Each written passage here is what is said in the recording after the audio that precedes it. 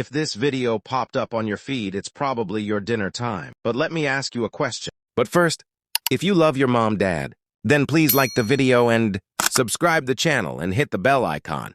Don't forget to subscribe.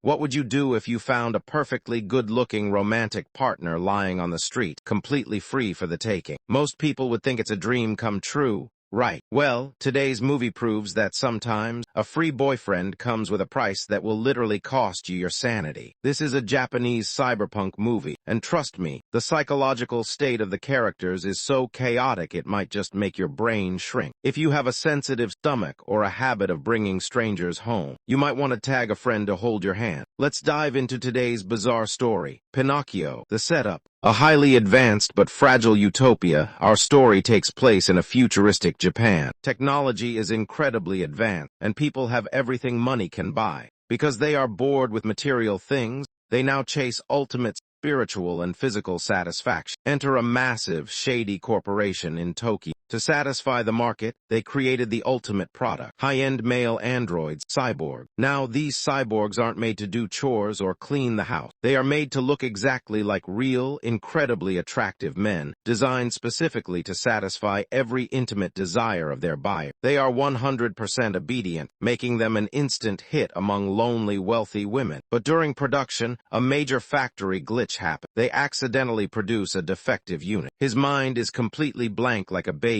And worst of all, his core functionality, the exact thing the female clients are paying for, is totally broken. A wealthy customer buys him, hoping for some fun, but quickly realizes this expensive toy doesn't work at all. Furious, she drives out and dumps him on the side of a busy street like a piece of trash. The meeting, two broken souls, cut to our main girl. Let's just call her the Wanderer. She doesn't have a job, and she spends her days sitting on the pavement, looking through binoculars, studying the blank, miserable expressions of people walking by. Suddenly, a young guy in a white shirt appears in her lens. He's walking completely out of rhythm, looking lost and confused. He wanders over, and out of nowhere, boom, he drops to his knees and buries his face right into her lap. He has the mental capacity of a 1-year-old child. Yes, this is our discarded, broken cyborg. Seeing that he is harmless, cute, and that she is lonely, the Wanderer decides to take him home. Home for her isn't a luxury apartment. It's a dark, abandoned basement underneath a shopping mall. It's sketchy, but it's a roof over their head. The first thing she does is give him a bath. While wiping his back, she notices a tattoo that reads, 964 Pinocchio. Since he can't speak or understand human language, she takes on the role of a mother, patiently teaching him how to talk, taking him grocery shopping, and showing him the world. The chaos begins. Meanwhile,